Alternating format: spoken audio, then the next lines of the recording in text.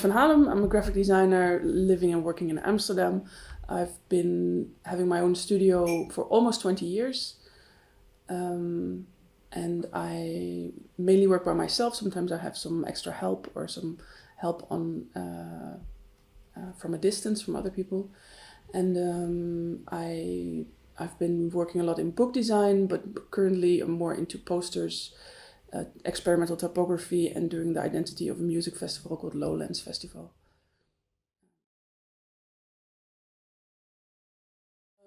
No, I don't think so. I think it reflects everything I'm not.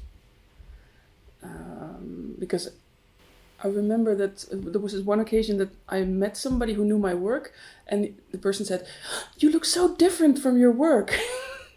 So maybe that's what I base my answer upon. That also in my house, in my personality, in my music taste, it's not the vibrant experimental side. Well, I started my education in The Hague, which was a very traditional education at that point. And I was always looking up to the Rietveld Academy, and that was really had the rock star teachers. And the time that I'd studied was late 90s, beginning of 2000s. So internet was not so big, there was no blogs, there was no, hardly any Google. So the only thing we knew was the people who were in the books and magazines. So that's how I knew that they were rockstar teachers. And I think not especially, but Experimental Jet Set, for instance, were very influential because they were so close to our age. I think they were graduated 5 years when they started teaching. They were quite clumsy in a very opening way. Like they were just very honest and open to us. And they showed us so much of what they were doing at the time, not especially their work, but maybe the context of an exhibition or the context of other artists and designers that they were collaborating with, that they really showed us what graphic design was, or what it was to be a graphic designer.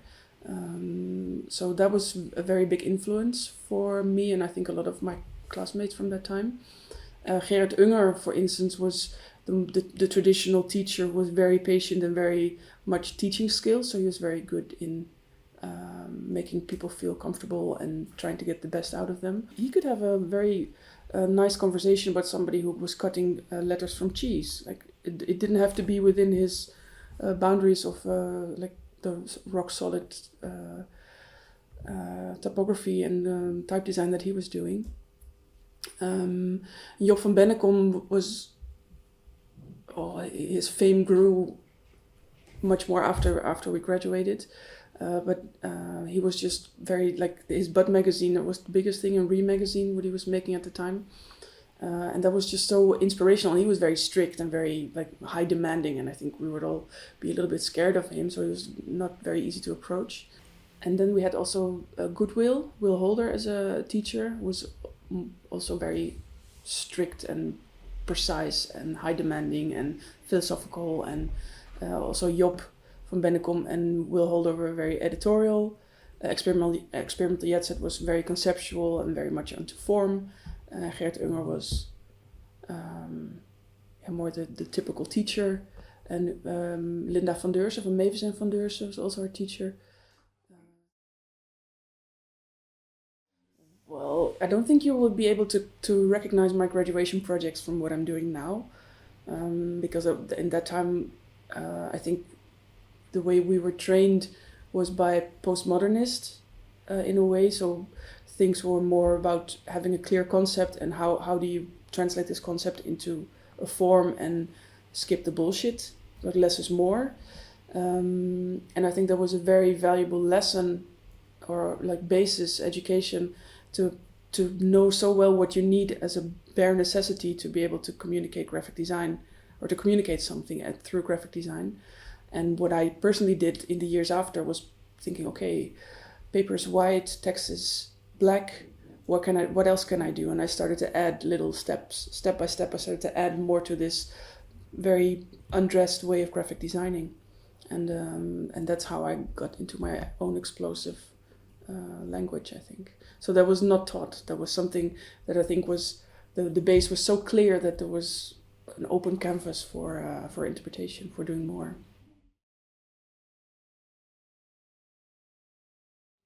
In the beginning, everything was manual labor. So if I wanted to have 3,000 lines, I would draw 3,000 lines. After a while, and that's also because sometimes your body starts hurting because you've been drawing 3,000 lines, you think maybe I can do this quicker, and then you find out there's this tool in Illustrator, or this tool was developed after. So from doing the manual labor in the computer, I started to use more of the processing tools in Adobe Illustrator, but every time there's this step that you do something manual, you think, oh, I can do this quicker, you start demanding more. So the work never gets less, it only gets more complex or more. And what I mainly do is I sketch until I have some kind of recipe on how to make something. And that's why I was called the human algorithm, I think, because it's always like, it's a search on how to do something. And it's not about what we're making. And for Lowlands Festival, which I'm the head designer for since 2017, I've been collaborating with Hansje van Halem, who's a type designer and a programmer. And that was the first time that I needed to be smarter than the hours that I would put into my work. Because I had this single sketch that would cost me 4 hours to make for one word, knowing that Lowlands has 250 bands and a lot of corrections and something that goes on for 11 months a year, that you cannot spend 4 hours on each type image. So I sat down with him, and he said, oh, how did you make it? So I explained to him. He said, yeah, but it's very systematic, so that's something I could probably translate into Python code. And that was the first time that I realized, okay, it's what you make can be systemized. What you make you can do it quicker, but what you can make quick can also be industrialized in a way. First of all, that makes it much more possible to collaborate with other people, because you give the script and you say, okay, this is how we make it, this is the language, and now we can make stuff in the language. And it was manageable to do it for an entire festival, something which was too complicated to draw. No, I'm very much afraid of it. I've opened like one of the partners once and thinking, I don't want to feed the machine. That's kind of my fear at the moment, but I do see that I need to get into it a little bit, maybe. No, yeah, for me it's something I'm very afraid of, but I also see the possibilities, because I would like to use more animations, but I cannot do the animating myself. I collaborate with the animator for Lowlands, Julian Hos, but he has limited time, so I cannot ask him for every tiny thing. So to imagine that I can just feed the machine some image and just tell him how I want it to move, that would be great. So also, I'm looking forward to maybe the next steps.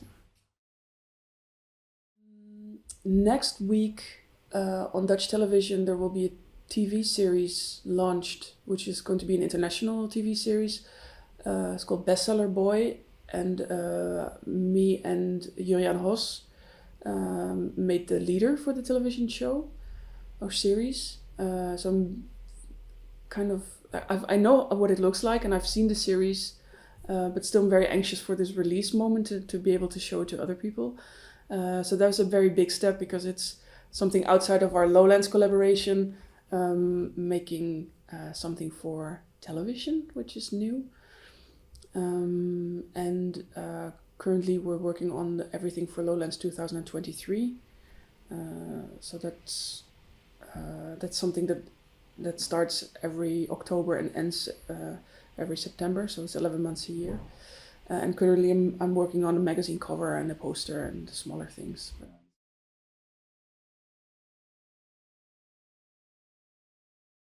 Yeah, especially the time, and also this time we worked in a 3D program, so my work becomes a little has a 3D aspect.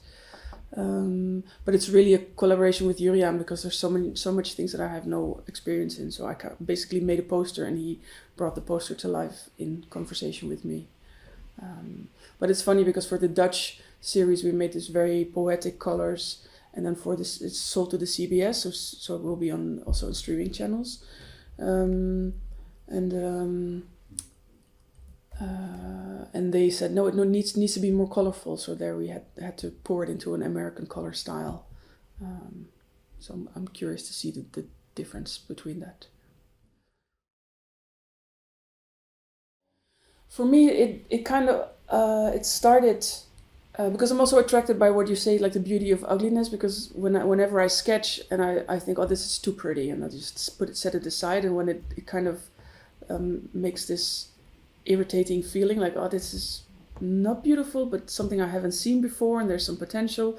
But what I did was, there was nobody asking me for this type of work, but I became my own client.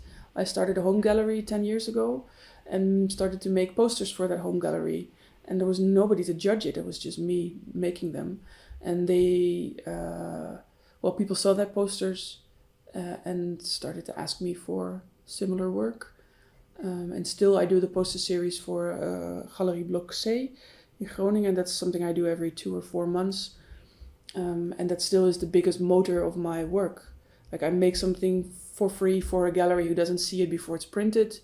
And I have a sketch process that's so big that usually I can lift off it when I have to do quick projects.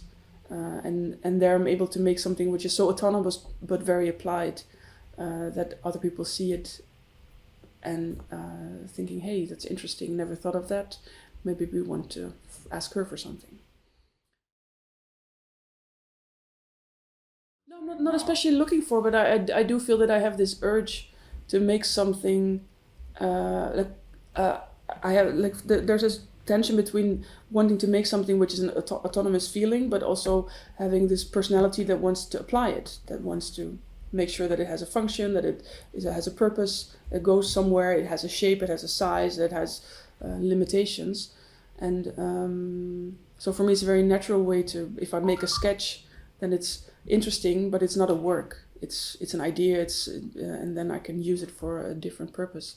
And for me to have clients, or to create clients that have like the free mind, that is the way to push your own boundaries, I think. Yeah, there's one. That's my best friend who I studied with in both art schools that I attended. That's Michiel Schuurman. He's also a graphic designer, poster designer, textile designer, and he's even like my driver instructor in my head. Like, sometimes I know Michiel wouldn't like that. So yeah, that's the person who I go for to get my ass whooped. Like, if I said, no, that's not good enough. No, I'm from Enschede, which is in the east of Holland, near the German border. And I never chose to live in Amsterdam. I first lived in Rotterdam and studied in The Hague, and I really liked Rotterdam. And then I went to Rietveld because that was like the place to be for me. And then I ended up in Amsterdam. And for me, Amsterdam is my social. That this is where I'm at home. I've been living here for half of my life now, so everyone I know and everyone I feel at home with is here. So that's the reason not to leave. But there's so many reasons to leave, and that's because the housing is terrible. There's it's just so crowded and so expensive that sometimes I wonder, like, why are we here? And the only reason is because we're not going to leave together. If I could pick up everyone I like, and I wouldn't mind moving. And also, I think once you leave Amsterdam or think about leaving Amsterdam, then you realize why you're here. It's because everything is so diverse, and you can just go to a concert, and you take your bike and you go to a concert of a big star, that if you live somewhere in a village that you would never be able to just go and see, and stuff like that. So I don't know. I think it's difficult, the tension between how livable is a city, because I would love to have a house which is 10 square meters bigger, but there's no option for me to have something bigger, and I should be happy to have a house. But I think that's for everyone who lives in a big city.